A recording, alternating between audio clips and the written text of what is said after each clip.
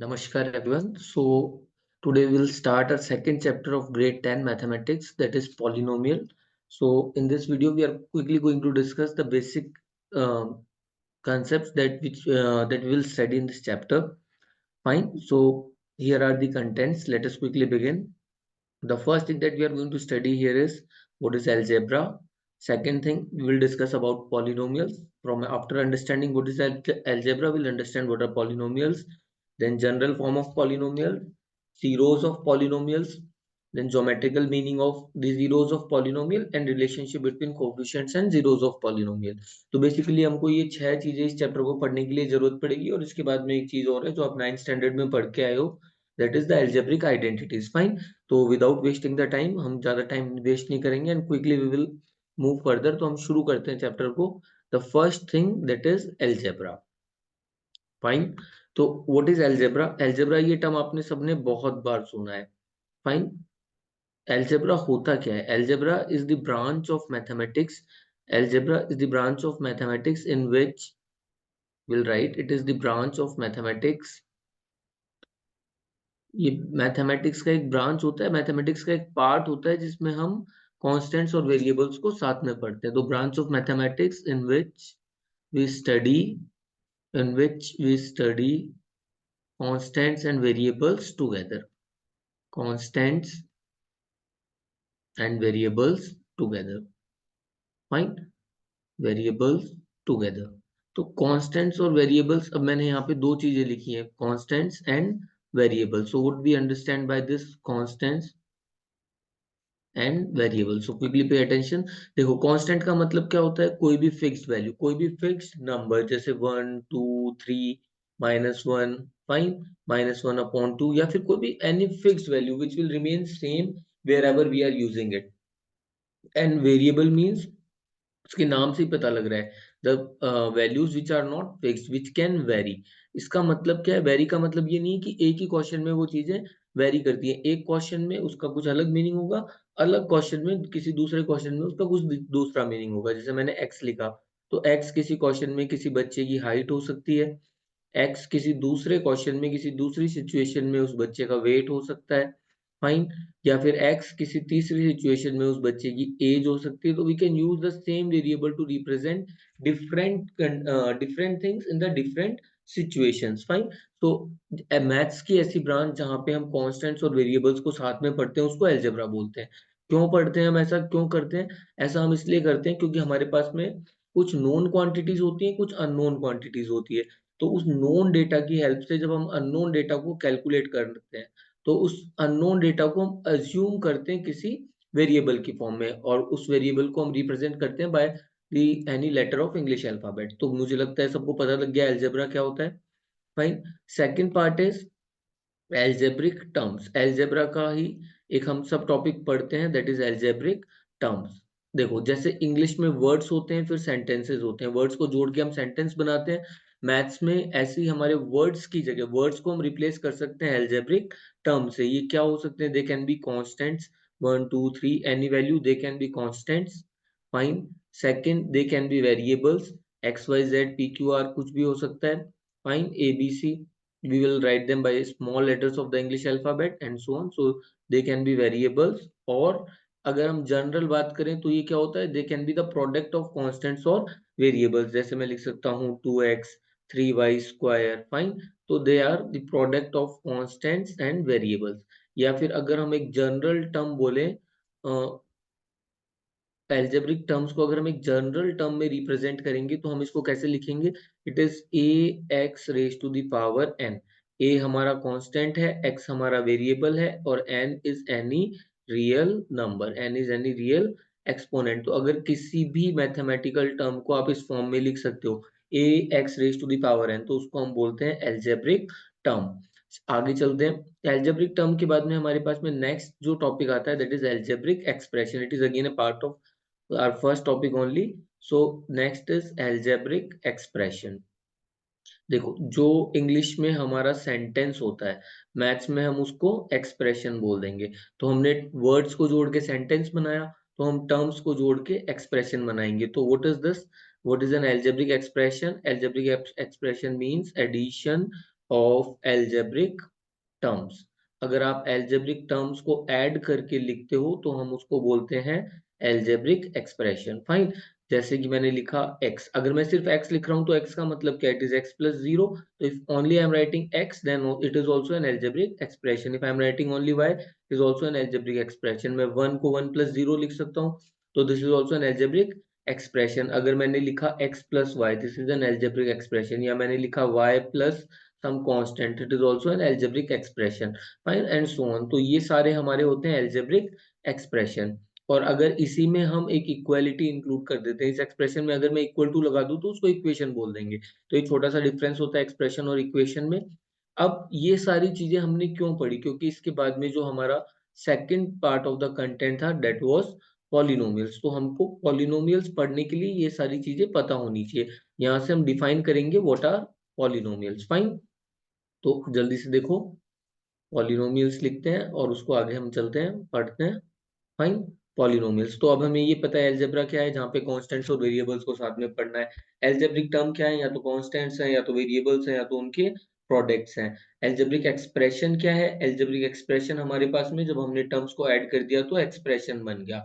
तो एक्सप्रेशन से पॉलिनोमियल का क्या कनेक्शन है, एक्सप्रेशन से पॉलिनोमियल का ये कनेक्शन है कि polynomial are specific algebraic expressions only.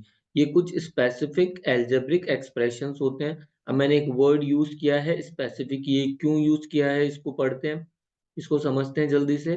देखो, ये क्या है, कुछ स्पेसिफिक एल्जेब्रिक टर्म्स है। ये स्पेसिफिक का क्या मतलब है, क्या स्पेशलिटी है, ऐसा क्या होना चाहिए एल्जेब्रिक एक्सप्रेशन में कि हम उसको पॉलिनोमियल बोल देंगे। तो उसमें हमारे पास होना चाहिए जो हमारा वेरिएबल है, the exponent of the variable, exponent of the variable should be a whole number, या फिर हम उसको बोलते हैं non negative integer. Exponent of variable should be a non negative integer. Non negative integer का मतलब क्या है, it is a whole number. Non negative integer बोल सकते हो आप, या फिर आप इसी को बोल सकते हो होल नंबर। फाइन। तो मुझे लगता है सबको पॉलिनोमियल की डेफिनेशन समझ में आई होगी। क्या होता है पॉलिनोमियल, कोई भी एल्जेब्रिक एक्सप्रेशन जिसमें वेरिएबल का जो एक्सपोनेंट है, वेरिएबल का एक्सपोनेंट मतलब जो हम यहाँ लिखते हैं, this is our base and this is our exponent. जब हम पावर फॉर्म में लिखते हैं तो this is base, this is exponent. तो ये जो हमारा एक्सपोनेंट है it is a non negative whole number. तो किसी भी एल्जेब्रिक एक्सप्रेशन में जिसमें हमारा exponent of the variable is a whole number, that is called as polynomial. Fine. तो यहाँ से पॉलिनोमियल की डेफिनेशन क्लियर हो जाती है कि पॉलिनोमियल होता क्या है। एक एग्जांपल लेके देख लेते हैं अपन। Let us take one small example. Fine. आगे चलते हैं। So just let me erase this from here. Polynomial का एग्जांपल देखते हैं हम। यस, कोई भी एक्सप्रेशन लिख लो आप अपनी तरफ से लिख के, you can send me in the comments also कि this is an polynomial. Fine, you can write the examples by yourself till when I am erasing it. Yes. तो देखो, जैसे हम एग्जांपल लेते हैं पॉलिनोमियल का। So the example of a polynomial is x raise to the power 3। यहाँ देखो, x की पावर 3 है, मतलब 3 इज अ होल नंबर, तो variable of the exponent is a whole number, means it is a polynomial. ठीक है। अगर मैंने लिखा y raise to the power 7, it is a polynomial. मैंने लिखा x plus 3, it is a polynomial, क्योंकि यहाँ पे x की पावर कितनी है, 1, वो एक होल नंबर है। अगर x की पावर फ्रैक्शनल होती तो this is not a polynomial. x की पावर कोई नेगेटिव इंटीजर होती, again this is not a polynomial. x की पावर कोई इरेशनल नंबर होती है, again it is not a polynomial. Polynomial होने के लिए क्या होना चाहिए, हमारे वेरिएबल की पावर होनी चाहिए होल नंबर। फाइन। अब देखो, जब तक हमारे पास कोई भी कंसेप्ट नहीं होता है तो हम उस पर आगे कुछ नहीं करते हैं। अगर हमने पॉलिनोमियल बनाया है, पॉलिनोमियल है हमारे पास में, तो हमें फिर आगे उसके बारे में उस पर कैलकुलेशंस करना आना चाहिए, उसकी जनरल फॉर्म्स पता होनी चाहिए, और सबसे पहले हमें ये पता होना चाहिए कि पॉलिनोमियल को लिखना कैसे है। फाइन। तो किसी भी पॉलिनोमियल को रिप्रेजेंट करने के लिए आप क्या यूज करते हो, p ऑफ x, या फिर q ऑफ x, या फिर r ऑफ x। फाइन। और सो ऑन। फाइन। यहाँ पे ये x क्या बता रहा है कि आपका जो एक्सप्रेशन है उसमें जो वेरिएबल होगा that is x, and this p q and r they are denoting the polynomials. अगर मेरा पॉलिनोमियल y वेरिएबल में है तो मैं उसको p of y, q of y, r of y, g of y, कुछ भी लिख सकता हूँ, fine, g of y. This is the format to represent any polynomial. और अगर ये ही दो वेरिएबल का पॉलिनोमियल है, एक पॉलिनोमियल एक ऐसा एक्सप्रेशन जिसमें एक्सपोनेंट की पावर होल नंबर है और एक से ज्यादा टाइप के वेरिएबल हैं, जैसे दो वेरिएबल वाला है तो हम उसको लिखेंगे p of x comma y. अगर तीन वेरिएबल वाला है तो p of x comma y comma z, जहाँ पे उस पॉलिनोमियल में एक्स वाई वेरिएबल है, जहाँ पे उस पॉलिनोमियल में वाई जेड वेरिएबल है। तो this is the basic representation of polynomials. आगे चलते हैं हम जनरल फॉर्म। ठीक है, ये तो हमने देखा पॉलिनोमियल होता क्या है। अब पॉलिनोमियल को मैथमेटिकली हम जनरल फॉर्म में कैसे लिखेंगे, फाइन। तो the next thing that we are going to discuss is the general form of polynomial, जो हमारा पॉइंट नंबर 3 है यहाँ पे देखो। तो फटाफट लिखते हैं general form of a polynomial. General form of a polynomial, fine. General form of polynomial में आगे बढ़ते हैं। जनरल फॉर्म का मतलब, जैसे if I am saying what is the general form of a human being, अगर एक हेल्दी ह्यूमन बीइंग है तो उसकी जनरल फॉर्म क्या है, मतलब what is the structure of a human being, he will have ears, he will have brain to think, he will have two hands, he will have two legs, fine. तो means this is a general form. मैंने बोला एक car है तो car किससे, अगर हम एक जनरल केस में बात करें तो मतलब क्या है, उसके चार टायर होने वाले हैं, एक स्टेयरिंग होने वाला है, एक इंजन होने वाला है ना। तो ऐसे general form of the polynomial, किसी को भी पॉलिनोमियल होने के लिए क्या होना पड़ेगा, तो इफ एनी एक्सप्रेशन, है ना। और वो भी हम जनरल फॉर्म कौन से पॉलिनोमियल की बात कर रहे हैं, for a polynomial in one variable and whose degree is one. General form of a polynomial in one variable and of and whose degree is n ले लेते हैं हम, and whose degree is n। अगर मैंने n degree का एक polynomial लिखना है जिसमें सिर्फ एक वेरिएबल है तो उसकी जनरल फॉर्म क्या होगी, उसको हम जनरल किस तरीके से लिख सकते हैं, या फिर कोई भी वन वेरिएबल का n डिग्री का पॉलिनोमियल होगा तो वो किस फॉर्म में होगा। तो suppose my polynomial is p of x, means we are having a polynomial p which is in the variable x, तो हम उसको रिप्रेजेंट करेंगे p ऑफ x से। उसकी डिग्री n है तो x की मैक्सिमम पावर n होगी, तो हम उसको लिखेंगे an x raised to the power n plus an minus 1 x raised to the power n minus 1 plus an minus 2 x raised to the power n minus 2। अगर किसी को degree नहीं याद है, 9th क्लास का टॉपिक है, तो मैं बता देता हूँ फटाफट। पहले इसको कंप्लीट लिख लेते हैं, तो it will become up to a zero, fine. जब जब हमारा ये -2 -3 -4 होते होते माइनस एन तक चला जाएगा तो it will become a zero x raise to the power zero, या फिर x raise to the power zero, किसी रियल नंबर की पावर जीरो क्या होती है, वन। तो आप इसको ए जीरो भी लिख सकते हो। डिग्री से मेरा मतलब था यहाँ पे कि maximum power of the variable in an expression. जैसे इस एक्सप्रेशन में एक्स की मैक्सिमम पावर, वेरिएबल की मैक्सिमम पावर कितनी है, एन। बाकी सारे टर्म में जो वेरिएबल की पावर है वो n से कम है। यहाँ पे n माइनस वन है, यहाँ पे n माइनस टू है, और रिड्यूस होती होती it is going to x raise to the power zero. तो अगर किसी भी एक्सप्रेशन को आप इस फॉर्म में लिख सकते हो, a n x raise to the power n, a n minus one x raise to the power n minus one, a n minus two x raise to the power n minus two, fine. तो उसको हम बोलते हैं general form of a polynomial in one variable whose degree is n।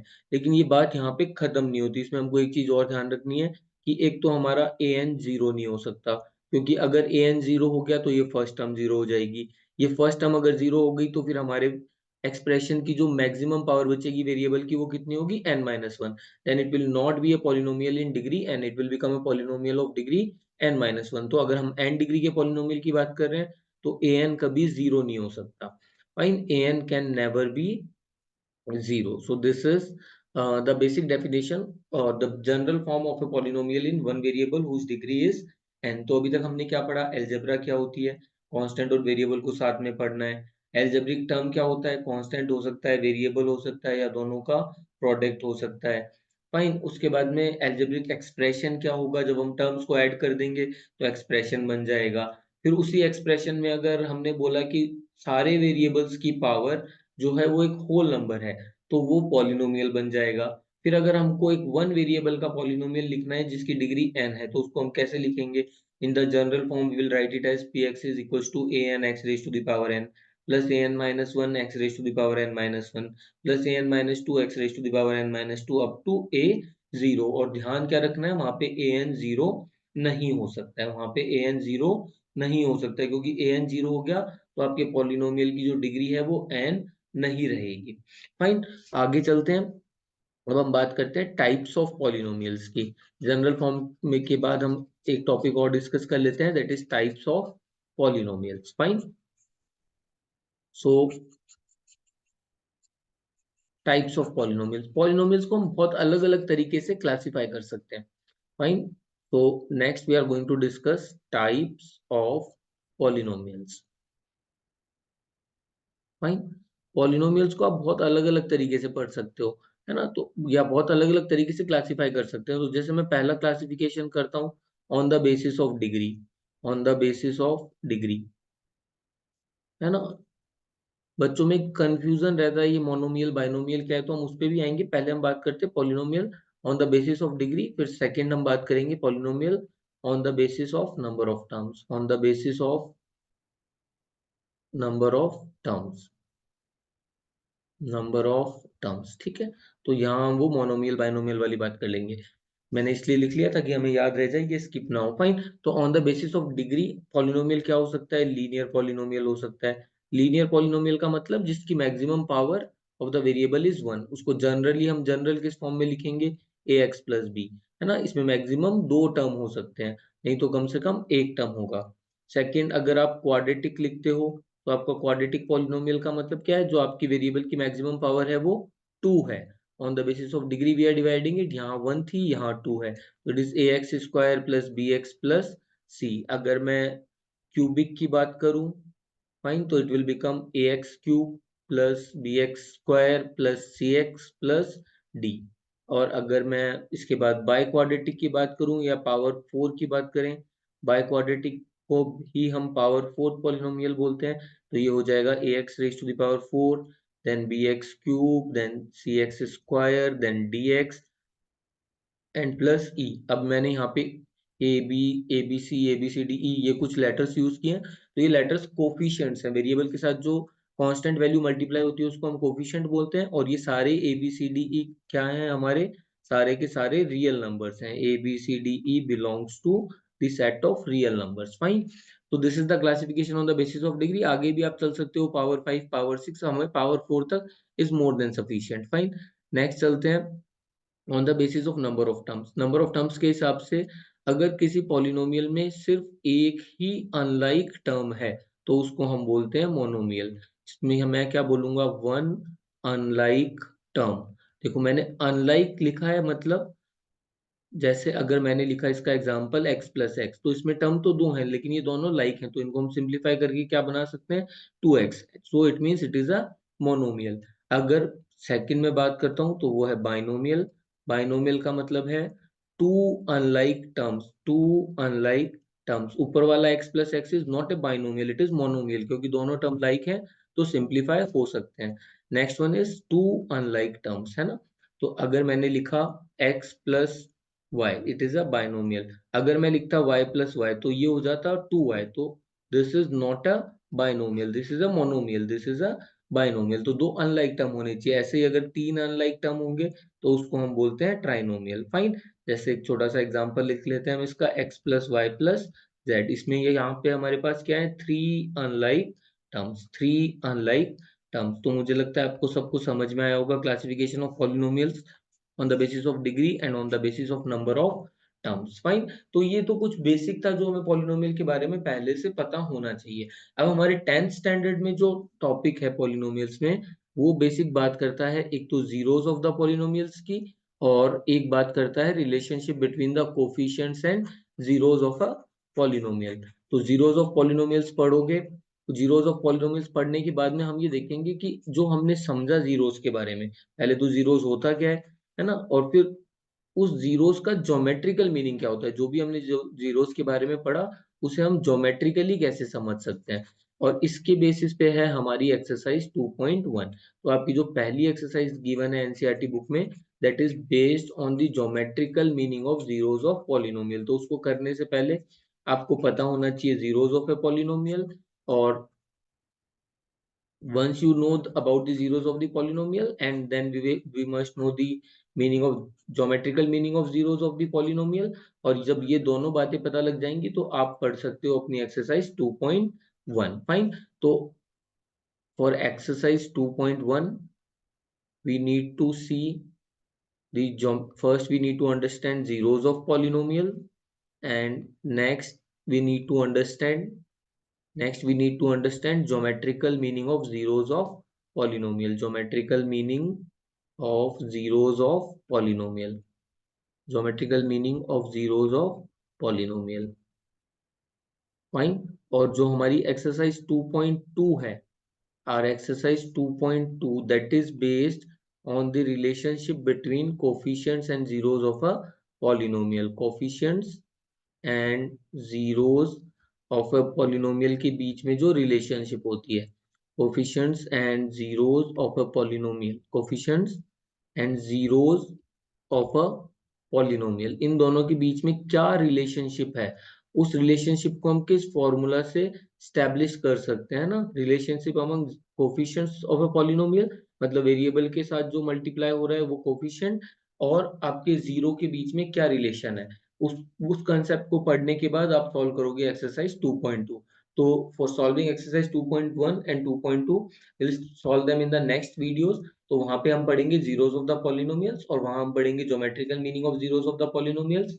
और exercise 2.2 solve करने से पहले हम पढ़ेंगे coefficients and zeros of a polynomial. So to solve exercise 2.1 and 2.2, please go and watch the second video. Thank you everyone for devoting your valuable time. Keep on watching. Please like, share and subscribe. Thank you everybody.